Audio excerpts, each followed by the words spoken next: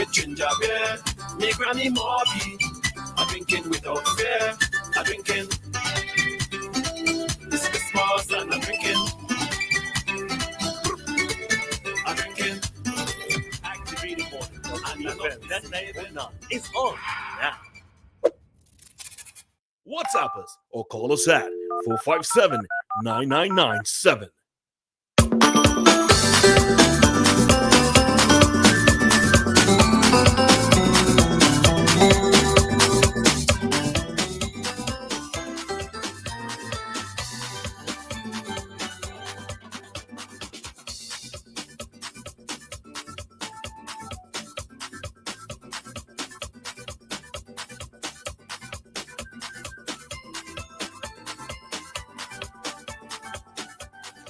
Well, we are back. Roleza and I were here. We told you we would not leave you, and we are back this morning with more activated mornings right here on the clean, fresh sound of WEFM 99.9. In studio with Roleza and I this morning, we are joined by two gentlemen of a division I know you want to hear from. It's probably the most favorite place at this time of year, the St. Vincent and the Grenadines Port Authority, the people there with the barrel. All right, so the place where all your barrels and your boxes, the people that deal with that, yes, they are in studio with us this morning, and we will be talking all things Christmas, everything that has to do with Christmas and the port. We're talking about it this morning, all right? So you can tune in. We are live on Facebook. If you want to join us there, you can do that as well. Remember, you can call us 457-9997 on WhatsApp to get your questions or your comments in here at this time, all right? So we have with us Mr. Sudamo Toby. I call that correctly. Sudamo Toby, who is the head of operations of the Port Authority, and Mr. Walwyn Nichols, who is the chief operating officer. Gentlemen, good morning. Good morning. Good morning. How are you? Are you cold? No, we're just fine. You're just fine. All right. I'd like to give people the opportunity to introduce themselves so people could hear, oh, that name goes with that voice. Yes. So you can go right ahead, starting with. Good morning to the listening public of WEFM, St. Vincent and the Grenadines. My name is Sudamo Toby. I'm the head of the operations department at our Port Kingston location. Yes, pleasant good morning. I'm Walwyn Nichols, aka Benji. I'm the chief operating officer, and it's a pleasure to be in the studio this morning. All right, so we're heading straight down into the meat of the matter. Tell us what you have in store for us from the port side. So the first of all, let's backtrack a little bit. So one of the first things that persons may want to know, well, what does the port have in place for us coming to collect our packages for this Christmas season? I don't want to come here and then I hear I must go this place, and Vincentians can get fussy when they collecting goodies. So what do you have in place for us in terms of, in that regard? Well, I would say that generally speaking, the Christmas season is the business end of our calendar year. And over the many years, we would have crafted a Christmas operations plan specific to deal with the influx of customers, the influx of cargo, and to ensure that we position ourselves working in conjunction with the customs to ensure that we can deliver the service that the public expects of us going into the Christmas season. So that plan we have over time modify as we go along to improve it year after year. So the core of the plan pretty much remains the same. For example, over the years, we would have moved containers between Camden Park location to Kingston location to ensure that the cargo traffic is not concentrated at one port. That pretty much would be the order of the day this Christmas season. Employment of additional temporary workers, that will also happen. The setting up of additional cash collection point just has to ensure that the customers, they have options based on which location they're clearing from.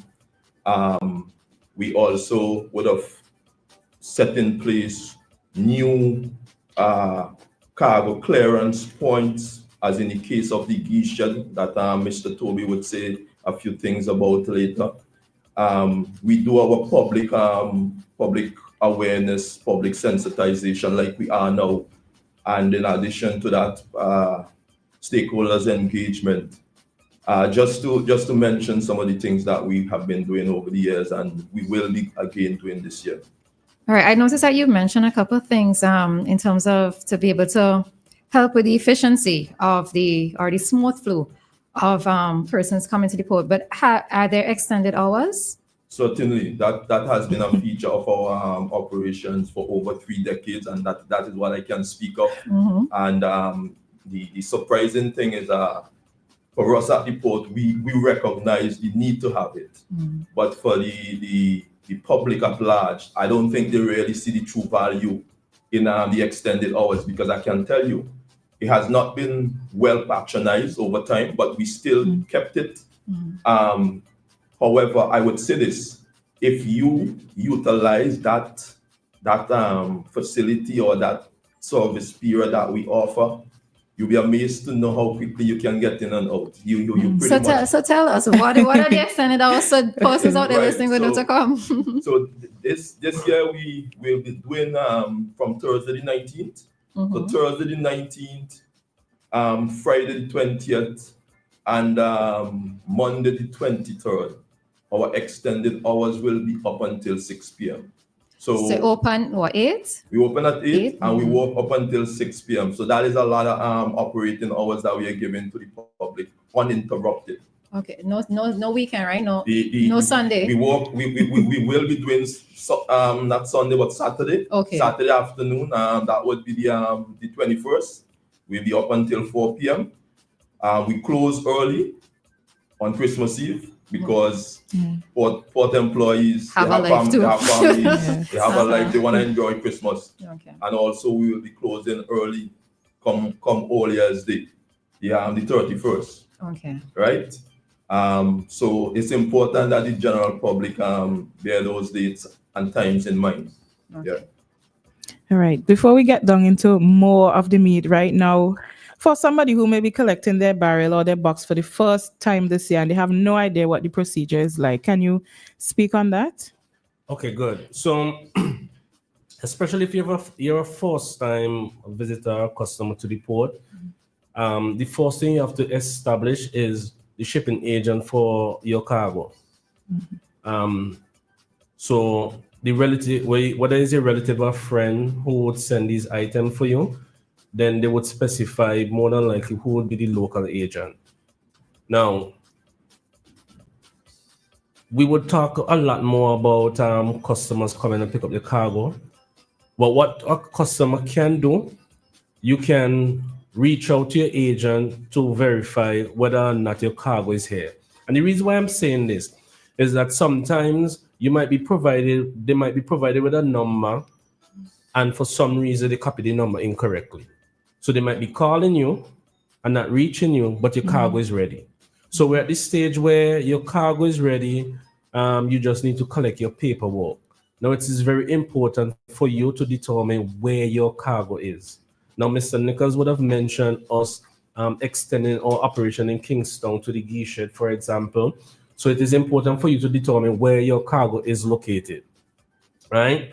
And when you're visiting the port, it is important to understand that once you're visiting the port within certain hours, to expect some sort of congestion, because we do appreciate that it's the Christmas time. We have a large influx of cargo. People want this stuff before Christmas Eve. So you're going to meet people waiting for service just as you.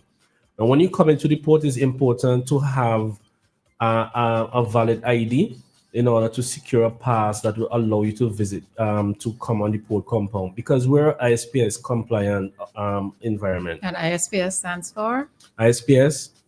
International Security. Nostalgia. International Ship Facility. International Ship. Okay. All right. Okay. No. ISPS. Yeah, I will get the It's okay. Hold on. It's International Ship Facility Code. Yeah. Okay. All right. That's Right. No. International.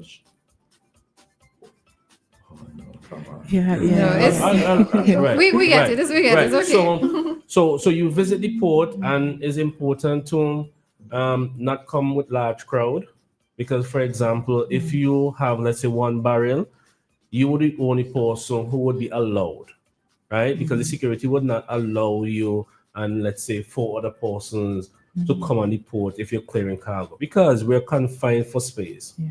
Right now, before you do that, you would be more than likely approached by what we would call a barrel handler or a freelancer, who would be soliciting, would be offering the service to you to open their package or other barrels. And it's important at that point to negotiate a price. Do not wait until the back end of it for them to tell you that this is how much they're charging you. These people work with the port? No, they do not work with the port. Right. That's why they're called freelancers. Right. But they do offer a service to the general public. Now, Is there like a set price? Because would price fluctuate based on who it is that tends to you? Well, as much as they do not work with the port, and we do not necessarily have like a strict regulation, what they usually charge is like $5 a barrel or box, Okay. and then it would go according to how much items you have. All right. Okay. Right now, you would present your document to a port employee who would locate your cargo for the customs to value it for you. Now, after the valuation, it is important for you to ensure that you secure your cargo before you leave to go on the line to make any sort of payment. So do not turn your back and leave anyone securing your cargo. Ensure that when you're finishing the examination and it's valued, you stand there and ensure that your cargo is properly secure before leaving it unattended. Now, after you pay your necessary fees to the port and to the customs, then you would organize your transportation that would take your cargo home. As I mentioned, payment, it is also important to note that both the port and the customs now accept debit and credit card to allow some sort of ease of payment.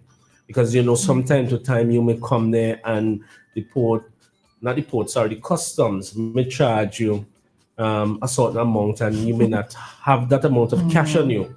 So you're able to pay with a debit or credit card. So just offering a bit of ease of convenience to our customers. Okay.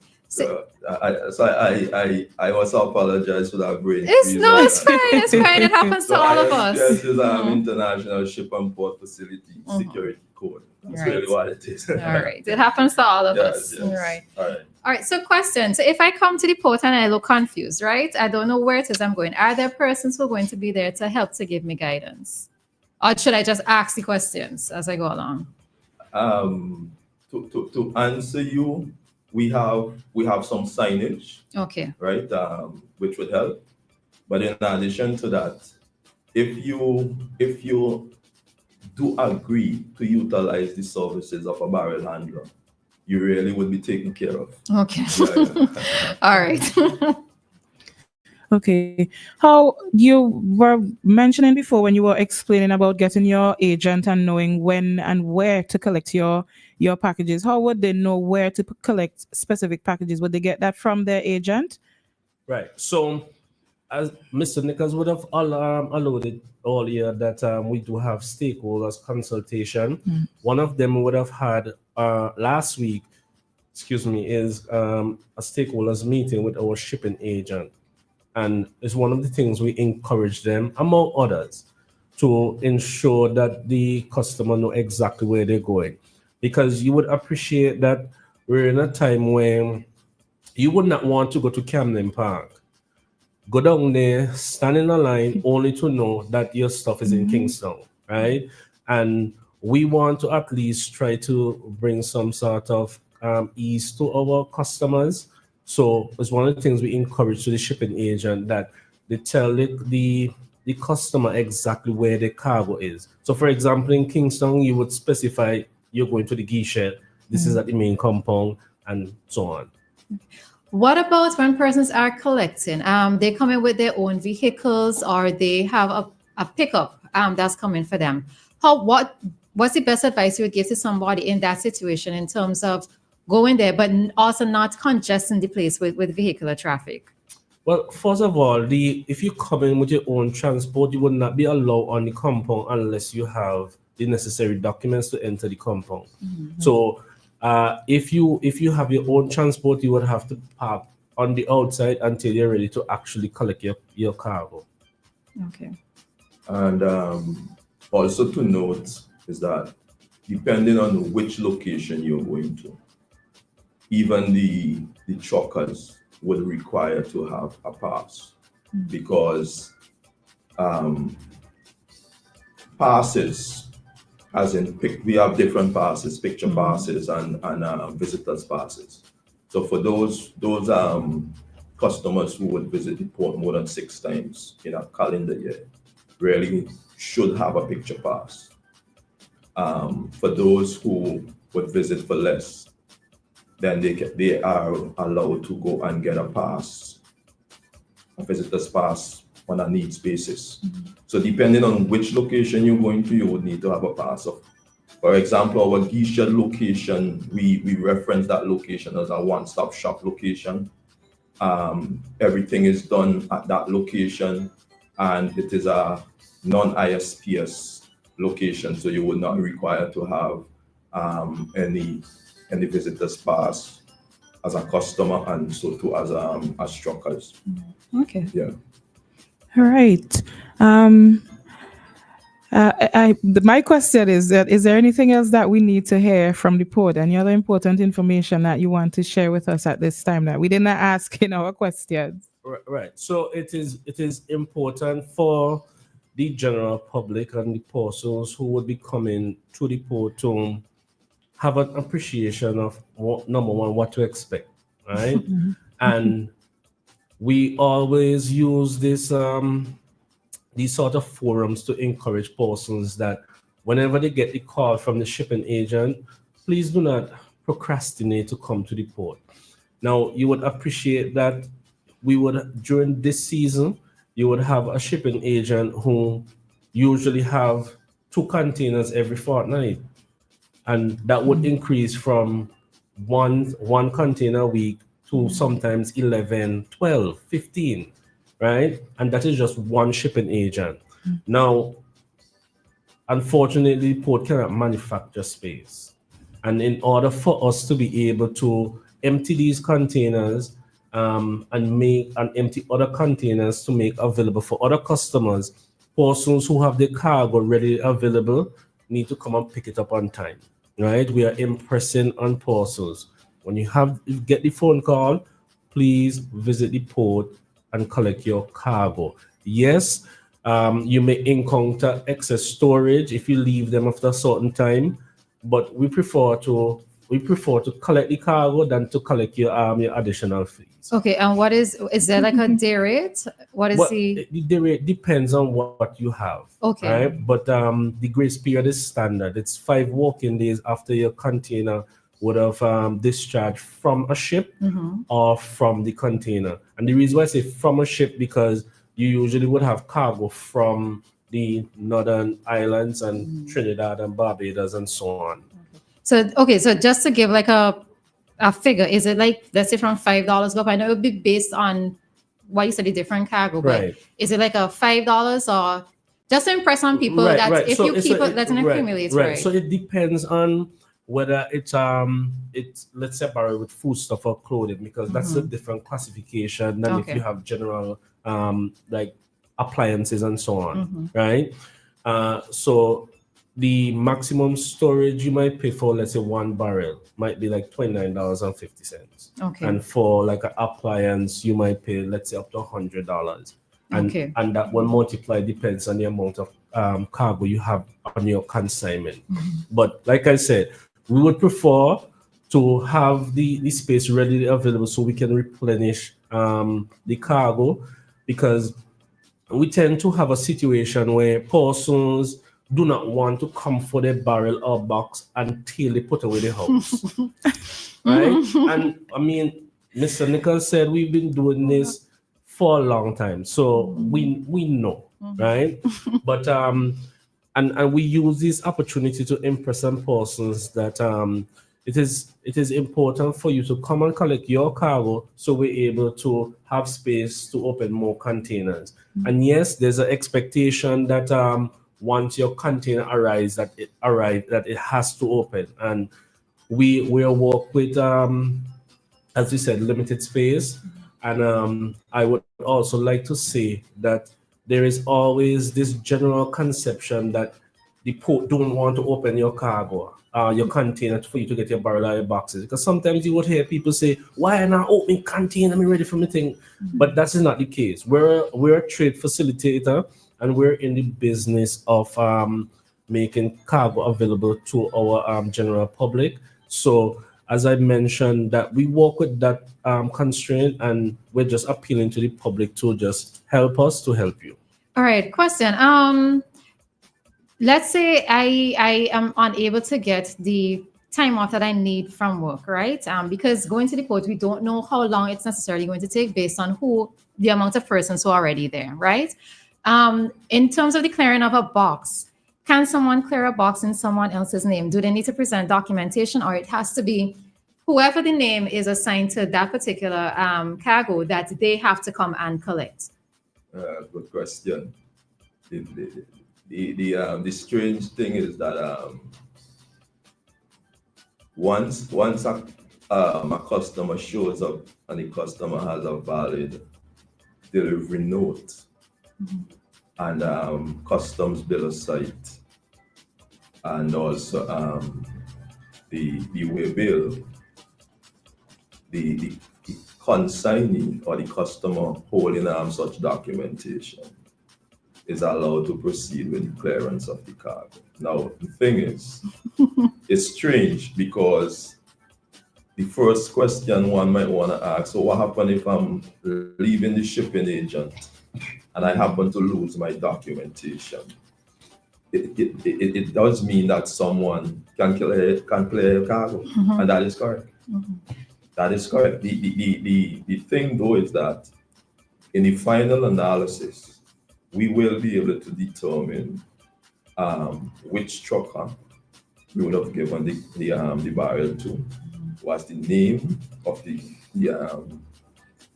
driver, and we will be also able to determine the truck registration number, right? But it all starts at the shipping agents. They are the ones who ought to ensure that when I receive a package, that before the shipping documents are handed over, that the consignee, the rightful consignee, presents ID identification before the paperwork is handed over. Now, one might argue that from the port end, we do have a responsibility as well to ensure that it is the correct consignee that is cleared. But as it stands currently, it is not the case. And interesting enough, we may have had a few isolated cases, less than 5, Okay. where someone other than the consignee might have cleared the consignment. But it's not something that happens very frequent. Seldom happens. All right. Good to know. Yeah. All right. All right. So I think with that, we have come to the end of our interview. Just like you had anything else that you wanted to mention? I just wish to say that to the average citizen, they may not necessarily know what we as port employees and I would say also customs officials, what we have to endure around Christmas time. But it's critical that I put a little context to it, in that last year, for example, across all of our locations where we do cargo operations, Gieschen, Main Kingston Port, and Camden Park, we received and turned around almost 200 boxes, of which only about 5% would have been the smaller size that we reference as 20-foot containers. So the majority would have been 40-foot containers. And that was just for December only. And if you then break that out into number of packages on different consignments, then you see the extent to which that operation is. So we have been making a significant contribution as it pertains to Christmas year after year. And it's something that we are at the point where we have near perfected it, because even when the team might be tired, they recognize the role that they are called to play and how much the effort that they make is helping to make a difference where the lives of Vincentians, those who are expecting packages, is concerned. I mean, we know that after Christmas, if you're opening the barrel that your loved ones would have sent for you to get before Christmas, you're opening it after Christmas. In as much as you can value it, the sentimental value is not the same, because the intention is for you to get it before Christmas. And it's often something that we as port employees, we always be conscious of that and work diligently to try and ensure that the containers, they are open on time and the cargo is accessible. Once it's accessible, it's up to the consignee to determine whether I'm going to get it before Christmas based on time limitations at the port, or you're going to wait until after Christmas. And this year is something that we're going to be working towards again.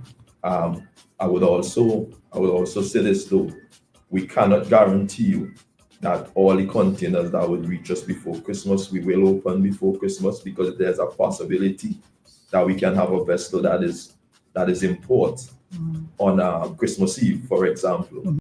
It becomes difficult for us to open those containers that are coming to us on Christmas Eve. So we're going to be working hard as per usual and try to ensure that we keep you merry for a lot of Vincentians who normally look forward to receiving personal effects at this time of the year. All right. And I suppose it's also for persons to understand that they're working with humans as well, right? So for the public to be patient, know that if you're going to be down there, you're not the only one who needs to have service or to be attended to. So it's once there's cooperation on both ends, then things can flow smoothly. Strong point. Correct. All right. Lovely. And with that, we have come to the end of our interview here with the SVG Port Authority. In studio with Roleza and I, we had Mr. Sudamo. You want to say something else? Okay. All right. So we go right ahead. Right. So I do not want to miss the opportunity to say Merry Christmas and a prosperous New Year to the listening public, the managers, directors of WEFM. And we appreciate you for having us here this morning, Mr. Nichols, myself. And I also want to wish a Merry Christmas to the hardworking staff of the St. Vincent and the Grenadines Port Authority. Now, as much as you said that Port Authority, the popular institution around this time, we will have and continue to put in the work throughout the year. Many persons might not have noticed, because we play a very integral part whenever the country is facing a disaster. So, for example, when a last suffer erupted, I was actually at work on the Saturday, right? When persons were home after the passing of burial, Mr. Nichols and I and some of the staff was actually at work trying to recover for us to be able to accommodate the public. You would appreciate around that time we receive an influx of cargo as relief effort increase. So, but yes, around this time is our business end.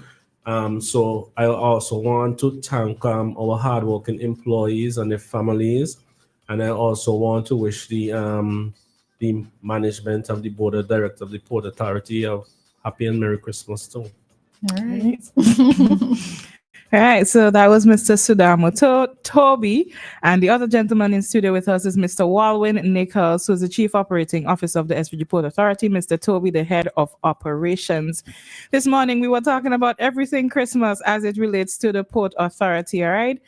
And with that, we are going to head out of our interview at this time, and we will be heading straight into our ECCB currency exchange rates.